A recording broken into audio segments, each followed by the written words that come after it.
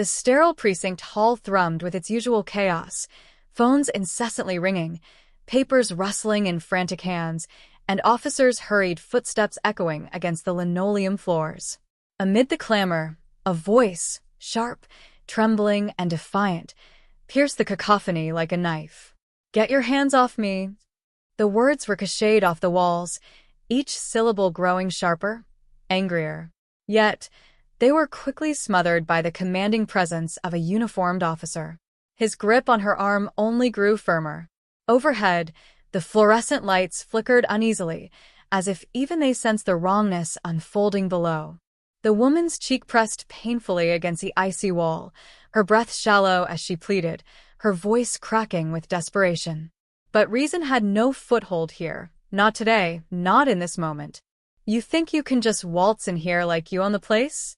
Officer Brett Wallace's tone dripped with contempt, his words as sharp as broken glass. "I've seen your type before, running scams, pretending to be something you're not." Her chest heaved, but she refused to break under his scornful gaze. Though her pulse thundered in her ears, she steadied her voice. "This is a mistake. I work here." "Shut up." His bark was a whip, cutting through her protest with cruel efficiency. "You don't belong here." The venom in his words made it clear that it wasn't just what she'd said, but the very fact of her presence that offended him. She scanned the hall, silently begging for someone to intervene. Yet every pair of eyes turned away, every face lowered. The silence screamed louder than Wallace's accusations ever could. "Let me explain." She tried again, her tone edging toward desperation.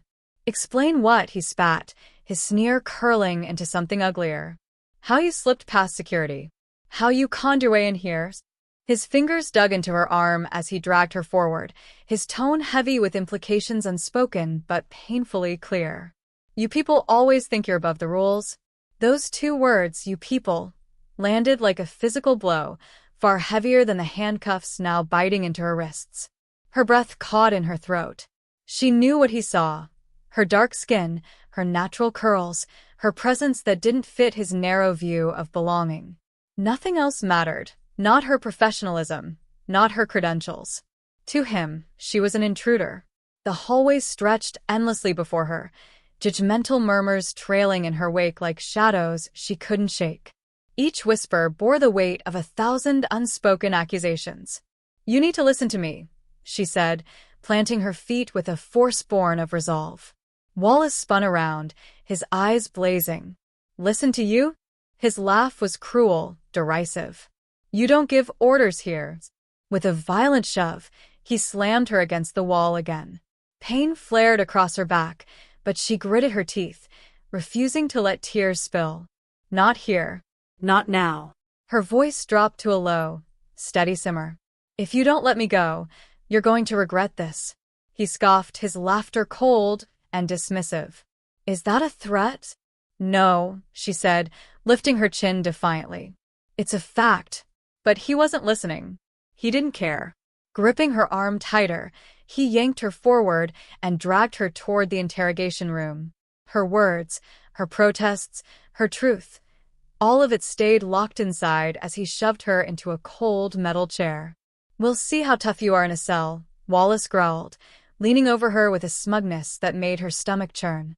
She met his gaze, unflinching, her chest rising and falling with controlled breaths. Her resolve was unwavering. "You don't even know who I am," she said quietly.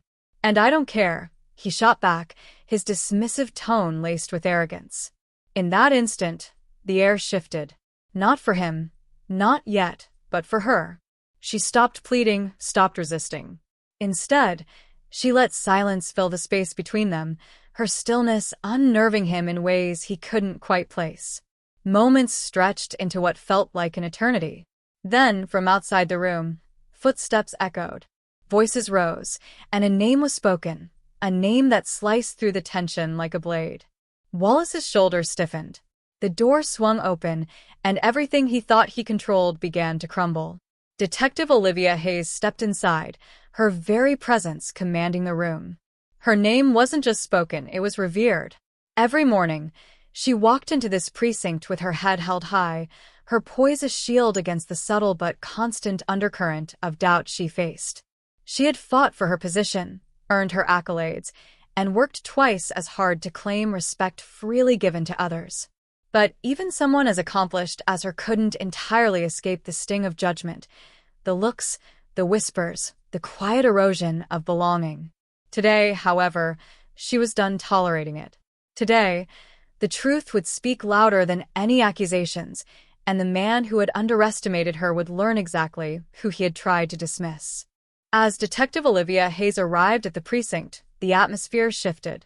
Conversations faltered, voices hushed, and officers averted their gazes as she passed. The unspoken tension in the air clung to her like a shadow, yet she pressed forward, her steps echoing against the polished floors with a quiet determination. Reaching her office, she paused briefly. The walls bore the weight of her accomplishments, certificates and awards, symbols of countless battles fought and won. On her desk, her parents' photos stood as steadfast reminders of the resilience she had inherited.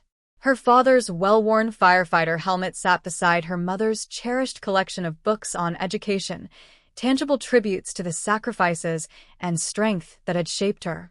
But today, even those comforting symbols couldn't dispel the storm brewing in her mind. An urgent alert about an unauthorized individual in a restricted area had pulled her from her usual morning routine. She had moved quickly, her instincts sharp, but by the time she reached the scene, it was clear things had already spiraled out of control. Wallace was there. His voice thundered through the room, barking orders with the confidence of a man who had rarely been challenged. Olivia's heart sank as she stepped into the space, just in time to witness him shove a woman into a chair. The scene unraveled before her eyes. Red marks encircled the woman's wrists, her posture stiff with defiance, her expression a fragile mask concealing humiliation. A wave of anger surged within Olivia, its heat tempered only by her years of discipline. She spoke, her voice slicing through the tension like a blade. "Wallace." Startled, Wallace turned to her, his arrogance faltering for the briefest moment. "Detective Hayes," he stammered, regaining his composure quickly. "I've got this under control." "No," Olivia replied, her tone sharp and unyielding as she stepped further into the room. "You don't." For a flicker of a second, uncertainty crept into Wallace's expression, but it was quickly masked by his usual bravado. "Stay out of this," he snapped. Olivia ignored him, her gaze narrowing. "Take the cuffs off," she ordered, her voice steady and resolute. Wallace's jaw clenched, his reluctance palpable. "Excuse me?" "You heard me," she said, her words brooking no argument. "Take them off." A heavy silence fell over the room. All eyes turned to Wallace as he hesitated, his authority visibly unraveling. With a hand that betrayed his frustration, he fumbled for the keys, his movements stiff. Finally, the cuffs clicked open, falling away with a metallic clang. The woman, whose name Olivia would soon learn was Dana Price, pulled her hands forward, gently rubbing her reddened wrists. Olivia turned to her, her voice softening. "Are you all right?" Dana nodded, her voice quiet but steady. "I'll be fine." Behind them, Wallace seethed, his face darkened by anger. "This isn't over," he muttered under his breath. Olivia met his gaze, her own expression unflinching. "No," she said firmly, "it's not." The fallout came swiftly, like a tidal wave that couldn't be stopped. Investigators descended on the precinct, sifting through records and testimonies.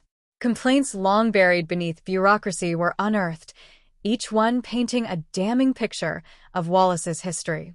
Patterns began to emerge, incidents dismissed, allegations ignored, a trail of unchecked abuses that stretched far longer than anyone wanted to admit. Dana's testimony became the cornerstone of the case. Her account was clear, detailed, and unwavering, a stark condemnation of Wallace's actions. But Wallace didn't go down quietly. He fought back with the same ferocity that had defined his career. He painted himself as the victim, accusing others of retaliation and bias. His voice was loud, his supporters vocal. Yet the evidence spoke louder still. As hearings and inquiries unfolded, Wallace's confidence crumbled.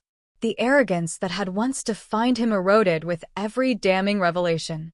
Olivia watched from the sidelines as the man who had once wielded power so carelessly now grappled with its loss.